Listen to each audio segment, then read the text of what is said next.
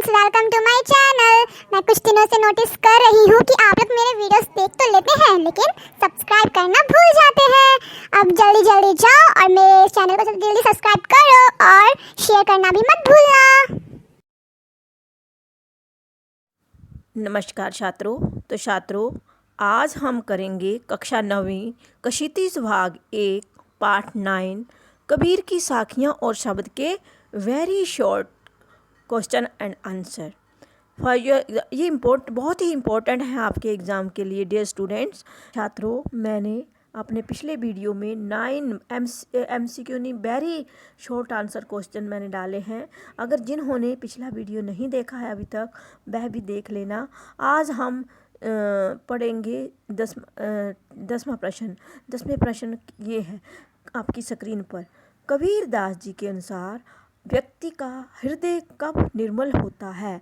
छात्रों, मेरे आंसर देने से पहले आप अपने आंसर सोच के रखना है। आपको कितना याद होता है, कितनी लर्निंग पावर है। मैंने कम से कम यहाँ पर 60 के करीब या 58 प्रश्न बनाए हैं कबीर के सब साखियों और शब्द के, और उनको पार्ट में डिवाइड कर दिया गया है। 10 या 9 प्रश्नों का डिवाइड किया है एक वीडियो। तो आप सभी ध्यान से देखेंगे तो आपका जो है कोई भी प्रश्न जो है परीक्षा में से नहीं छूटेगा, परीक्षा में आपके काम आएगा। कबीर दास जी के अनुसार व्यक्ति का हृदय कब निर्मल होता है? जब वह सदा ईश्वर में भक्ति में लीन होने पर, जब वह पूरी तरह से भगवान की भक्ति अपना मन डुबो कर करेगा तो ईश्वर तो उसी के अनुसार व्यक्ति का हृदय जो है निर्मल होता है, जब भक्ति करता है भगवान की सच्चे दिल से। तो प्रश्न नंबर 11, कबीर दास जी अपने जिस प्रेमी को सब जगह ढूंढते फिर रहे हैं वह कौन है? कबीर दास जी अपने प्रेमी को सब जगह ढूंढते फिर रहे हैं, वह कहाँ, उनको वह कौन है? किसको ढूंढ रहे हैं कबीर दास जी? ईश्वर को। तो ईश्वर को ढूंढ रहे हैं कबीर दास जी। कबीर दास जी जिस प्रेमी को सब जगह ढूंढ रहे हैं वह है ईश्वर, भगवान, गॉड। सच्चे प्रेमी से मिलने पर क्या क्या होता है? जब किसी को भगवान मिल जाता है, सच्चा प्रेमी मिल जाता है, फिर क्या होता है? फिर तो मन की वासनाएं नष्ट होकर मन पवित्र हो जाता है।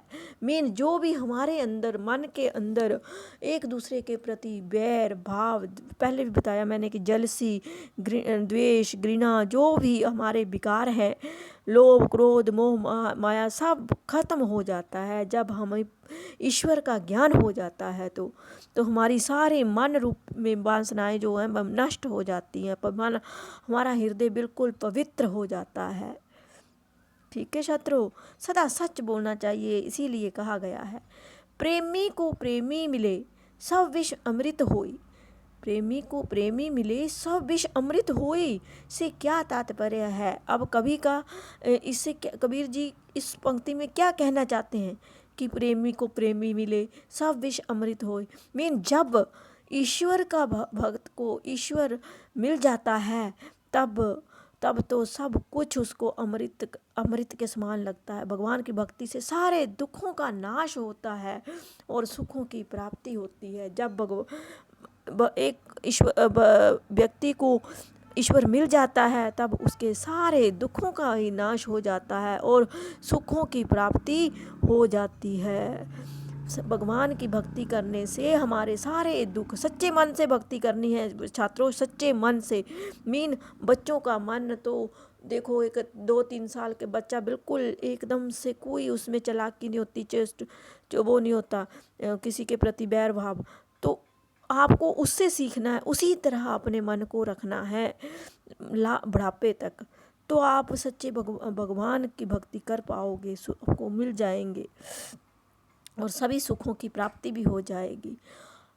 प्रश्न नंबर 14, हस्ती चढ़िए ज्ञान को मैं हस्ती क्या? अब हस्ती हाथी पर चढ़ने से, हस्ती का अर्थ बताना है कि हस्ती क्या है। हस्ती चढ़िए ज्ञान को, इस लाइन में हस्ती शब्द आया है तो उसका अर्थ है हाथी। क्या है उसका अर्थ? हाथी। कबीर ने संसार को किस रूप में माना है? कबीर ने संसार को किस रूप में माना है? आपने अगर व्याख्या पढ़ी होगी तो आपको पक्का पता चल गया होगा कि कबीर ने संसार को किस रूप में माना है। श्वान यानी कुत्ता। संसार को क्या किससे तुलना की है? कुत्ते से तुलना की है, क्योंकि अगर हम अच्छे काम करेंगे तो भी लोग बातें बनाएंगे, अगर हम बुरे काम करेंगे तो भी लोग बातें बनाते हैं। कुत्ते की तरह भौंकते रहते हैं, तो उनकी बातों का असर नहीं करना है और अपने काम से काम रखना है। चाहे आप ईश्वर की भक्ति करो, चाहे आप अपना पढ़ाई का काम करो, वो सच्चे मन से अगर आप करोगे, सच्ची लगन से मेहनत आप पढ़ोगे, उतना ही अधिक आपके मार्क्स आएंगे और उतना ही अधिक आप अच्छी पोस्ट ग्रहण कर पाएंगे। प्रश्न नंबर 16, कबीर ने हाथी की तुलना ज्ञान से क्यों की है? क्यों की है उस हाथी से तुलना ज्ञान की कबीर ने? क्योंकि संसार में बहुत सारा ज्ञान है ना। किस क्यों की है? क्योंकि हाथी मस्त मौला स्वभाव का होता है। छात्रों, हाथी का स्वभाव कैसा होता है? मस्त मौला, एकदम एकदम मस्त मौला की तरह चलता है हाथी।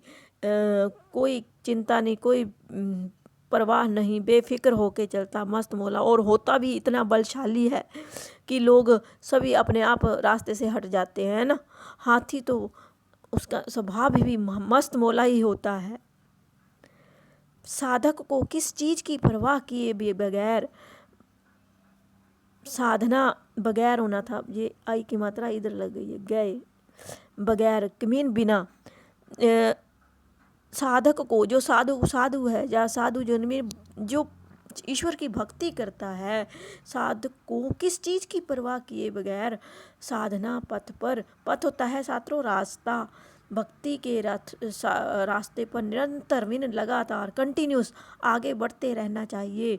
साधक को किस चीज़ की परवाह किए बगैर, किस चीज़ की परवाह नहीं करनी चाहिए साधक को? कौन सी वस्तुओं की, कौन सी थिंग्स की परवाह ना करते हुए, केयर ना करते हुए उसको निरंतर आगे बढ़ना चाहिए। तो वह क्या है?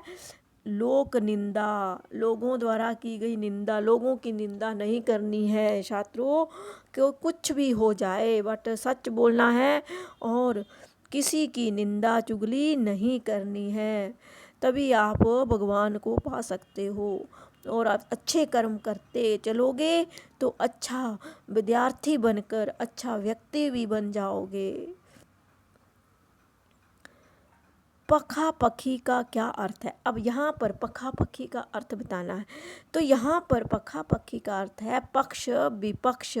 डिबेट में दो पक्ष होते हैं। आपको पता है छात्रों की डिबेट जब होता है तो दो पक्षों में होता है, एक पक्ष में बोलता है, दूसरा विपक्ष में बोलता है। तो वही पखा पखी, पक्ष और विपक्ष, पक्ष और विपक्ष, इसका अर्थ है पक्ष और विपक्ष। सॉरी, वहाँ पर नीचे चला गया स्क्रीन से। नेक्स्ट प्रश्न, कबीरदास जी के अनुसार इस दुनिया के सारे लोग आपस में क्यों लड़ रहे थे?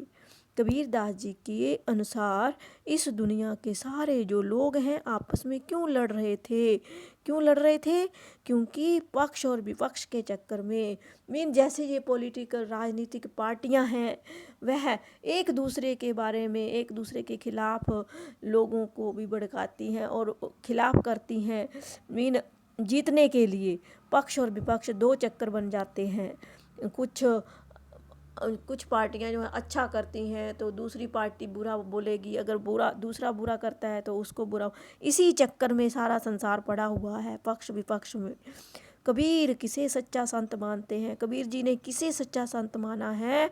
कबीर जी ने सच्चा संत उसको माना है जो पक्ष विपक्ष के चक्कर में नहीं पड़ता। तो कबीर जी ने सच्चा संत जो है छात्रों उसे माना है जो पक्ष विपक्ष के चक्कर में नहीं पड़ता। हरि भजन के लिए क्या होना आवश्यक है?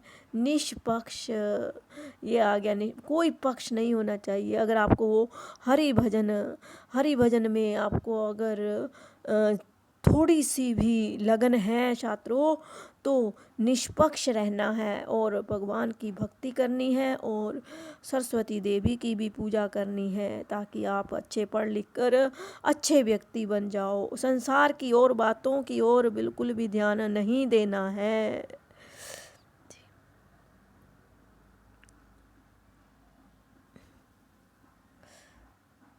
तो यहाँ पर प्रश्न नंबर 22, पक्ष और विपक्ष की लड़ाई में दुनिया के लोग क्या भूल जाते हैं? पक्ष और विपक्ष डिबेट करते करते लोग क्या भूल रहे हैं?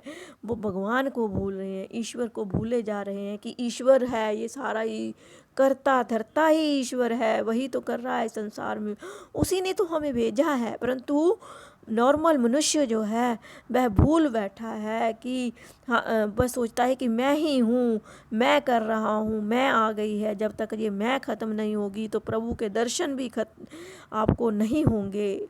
जब आप बोलोगे कि तू ही तू है प्रभु, तूने ही किया है जो भी किया है, तब आपको भगवान के दर्शन हर चीज़ में आपको नज़र आने लगेंगे प्रभु। कबीर दास जी के अनुसार सही अर्थों में सच्चा भक्त और अच्छा इंसान कौन होता है? अब कबीर दास की नज़रों के अनुसार आपको बताना है। प्रश्न को किसी भी तरीके से पूछा जा सकता है छात्रों, तभी तो मैंने इतने ज़्यादा प्रश्न बना दिए हैं कि आपको कोई परेशानी ना हो। तो कबीर दास जी के अनुसार सही अर्थों में सच्चा भक्त और अच्छा इंसान कौन होता है? जो बिना भेदभाव निष्पक्ष होकर, जो किसी भी भेदभाव के बिना निष्पक्ष होकर ईश्वर भक्ति में मगन रहता है, वही सच्चा अच्छा इंसान होता है, सच्चा भक्त कहलाता है, जो किसी भी पक्ष में नहीं पड़ता है। कबीर दास जी के अनुसार संत सुजान कौन हो सकता है? अब कबीर जी के अनुसार ही संत सुजान किसको कौन हो सकता है? सुजान शब्द मीन निष्पक्ष भाव से प्रभु का स्मरण करने वाला व्यक्ति सुजान कौन हो सकता है?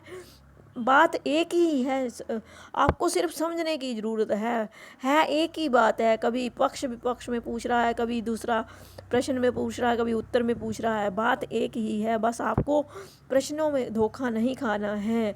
बात एक ही है कि निष्पक्ष भाव से प्रभु का स्मरण करने वाला व्यक्ति ही सुजान कहलाता है। मीन अच्छा सज्जन व्यक्ति कहलाता है। मीन अच्छा सज्जन व्यक्ति। तो ये था हमारा दूसरा वीडियो। अब हम मिलेंगे तीसरे वीडियो में। प्यारे बच्चों, जिन्होंने मेरे चैनल को अभी तक सब्सक्राइब नहीं किया है, मेरे चैनल को सब्सक्राइब कर दें ताकि आपको मेरे आने वाले वीडियो का नया नोटिफिकेशन मिल सके। लाइक और शेयर भी जरूर कर देना।